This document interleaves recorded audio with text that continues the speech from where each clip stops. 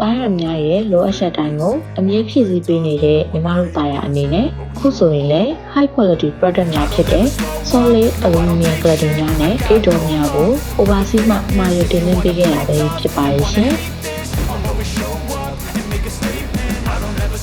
ခုလိုအချိန်နဲ့တပြေးညီတိကျမှန်ကန်တဲ့ဒီဇိုင်းနဲ့အရည်အသွေးကောင်းမွန်စွာရရှိဖို့အတွက်ကိုလည်းဒီဇိုင်းစတိတ်မှအစားထုတ်လုပ်ရေးအချိန်အထိအမှားယွင်းကင်းအောင်ဂရုတစိုက်လှုပ်ဆောင်ထားတာပဲဖြစ်ပါတယ်။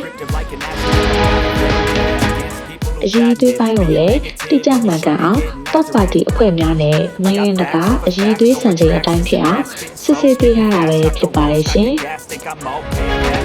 quality product များဖြစ်သည့်အတွက်လည်းတည်ဆောင်ချိန်မှာထိခိုက်မှုများမှာကင်းအောင်စနစ်တကျထည့်သွင်းတည်ဆောင်ခဲ့တာပဲဖြစ်ပါတယ်။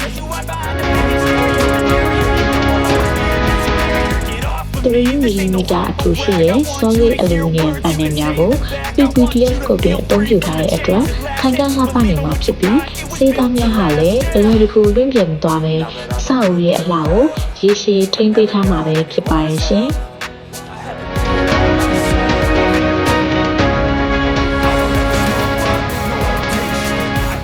နိုင်ငံတကာနဲ့ရှင်မောင်တန်းအောင်အမြဲကြိုးစားနေမှာပါရ